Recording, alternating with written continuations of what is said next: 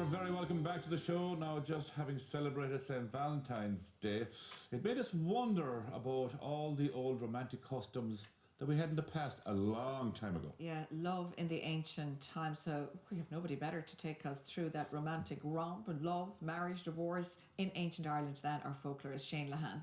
No better man, as always. Listen, I'm delighted because I love going back to that world. I love going back to that ancient Celtic time, when there was kings, when there were queens, when we had the great warrior heroes like Cuchulainn and so on, all of those sort of figures.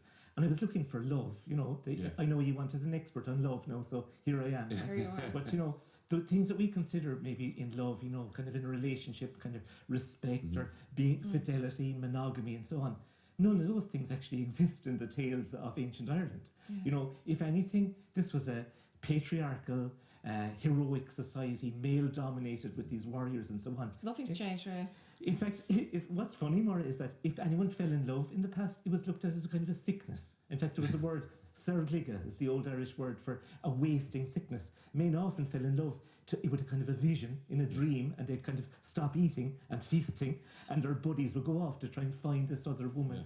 And, when you think about it, even say, take Niamh Keane and Machine going across over to Tiernan Óg, he really wanted to come back and be with the lads, He didn't want to stay there at all because that's where the fun was. So what about Dermot and growing? Like I was saying earlier on, we were discussing, you were coming in, and I was like, all in school, as kids, Torah, Dermot, there was Brian and all this. It was kind of this legend that I'm not saying believe, but we sort of did. We did believe it. But what I love about Dermot Gráinne is that that's really the story of the young man and the old man, and she's going around the place with the young buck, and he really wants to take over from that. But what I find interesting is that there's one world in the saga tales, right?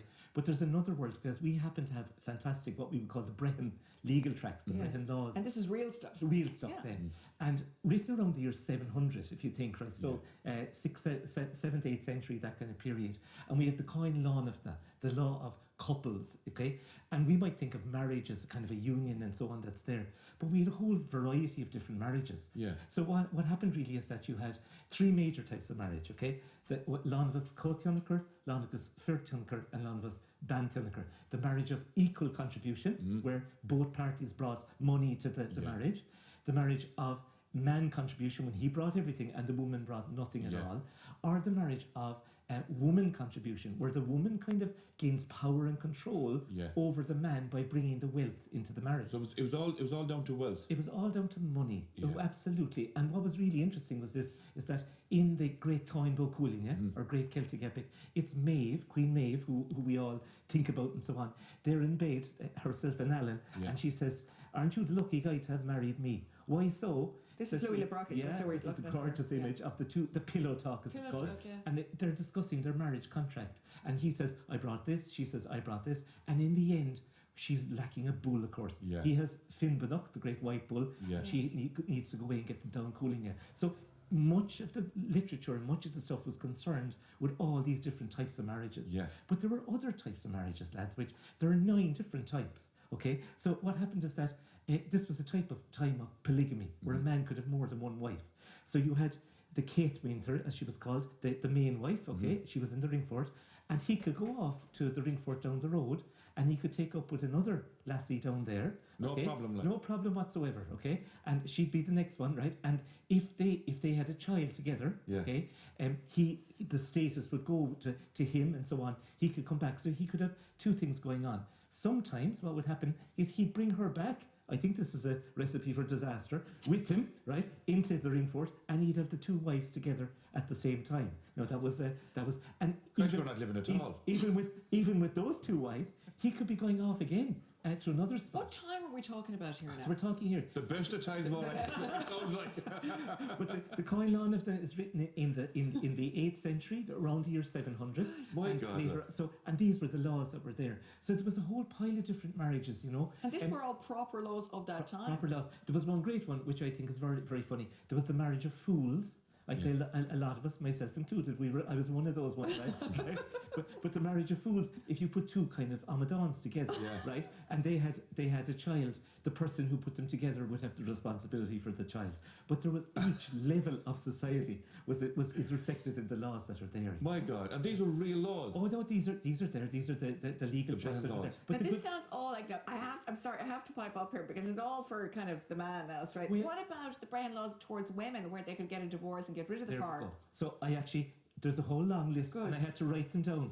Did you now? Because so the woman is allowed to divorce the man. You see, everything was about money. Yeah. So she, on the divorce, of course, she'd have to get goods and various things. He can, if he rejects her for another woman, she can divorce him. And she's entitled to stay in the ring for it if she wants to. She's not thrown out. Okay. If he tricked her into marriage using sorcery, some sort of magic or whatever. Right. Okay.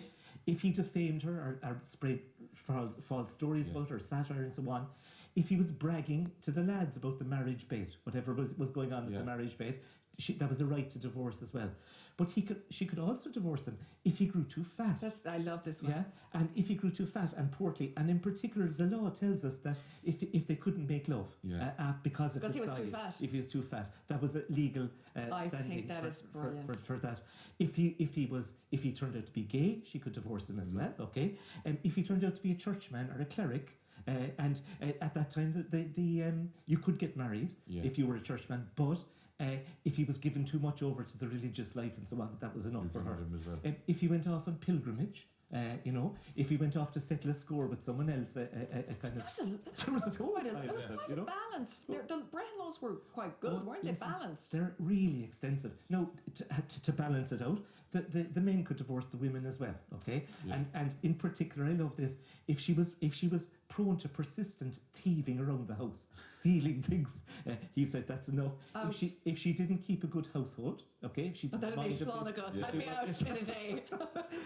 There was also if there was no offspring, if she was infertile and so on, or if there was flagrant infidelity, if she was carrying on with everyone else, he could divorce her as well. So the divorce rulings are quite incredible, and we're really lucky to have such an extensive amount of scholars in the Dublin Institute of Advanced Studies, Daniel Binchy, the great Donald Corán, all of these figures who've translated and brought these texts to bear. Yeah. When did wedding bands come into it? Well, wedding bands are really part of the Roman world, okay? And they're worn. Can I have a look at your wedding ring there, Daddy, if you don't mind? And listen, Jesus, that's a fine ring, nice and light. Yeah. It was kept, of course, on that finger because that finger was connected to your heart, and that was the origin of that. And long ago, if people in Ireland, moving right up to the present day, we'll say in my usual folklore sort of time, if people didn't have a wedding ring, you'd have to borrow the wedding ring. It was very bad luck for a woman or a man to refuse the loan of a wedding ring to somebody. And sometimes they often brought, this is how they got married, they often brought the key to the house that was there, and the ring. This isn't a very good example now, but they had the ring there, and they put their finger through the ring in the past. So I give you all I have. That was share. it. Yeah. But the wedding ring was very funny. If on the wedding ceremony, if the ring wasn't going on the finger right, and the man was putting on, and she had to help him put it on, that meant he was in trouble straight away, that she was going to be in charge from there on in, Or if you dropped the wedding ring on the ground, she said everyone thought that marriage won't last at all, like just all over altogether. But the wedding rings then became very interesting for cures. So long ago, toothache was one, ringworm was another, you get the wedding ring, and there was usually people who were married who had the same surname, they would be used. A fasting spit, they'd spit through the ring, they'd do all sorts of things, make the sign of the cross and so on. Yeah. All of those were the cures that were there long ago. But the lovely one that I think a lot of people remember, the wedding cake long ago was a big wedding cake. You'd break it open, right? And little crumbs would come from that. And the girl then, she would take the crumbs and she would pass it through the wedding ring, and she would pass it over to her bridesmaids and so on. They'd put it in their handkerchief, they'd take it home, put it under their pillow, and within 3 days, they would dream of their future husbands. Do you know what's funny? Because even when I was a child, I remember when my mother went to a wedding, she'd bring home in a tissue. The wedding cake was a big deal. Even into the 70s, I remember that. There was another lovely one that I really like, okay? And very quickly, it was they'd be upstairs. If they had an upstairs, there was a little hole. The boys would drop it down and the girls would catch it below. And whoever they caught then, of course, that was going to be the love one. You better give this, I want to put this back on 10 now. I'm in charge of this this fella here now to keep him on the straight and narrow. There we have it, Doug. Shane Gurmila, as always, fabulous, Absolutely brilliant. fascinating stuff. All Really, really great. Thanks, Shane. We'll see you soon. Now, coming up, Anne-Marie Gannon is going to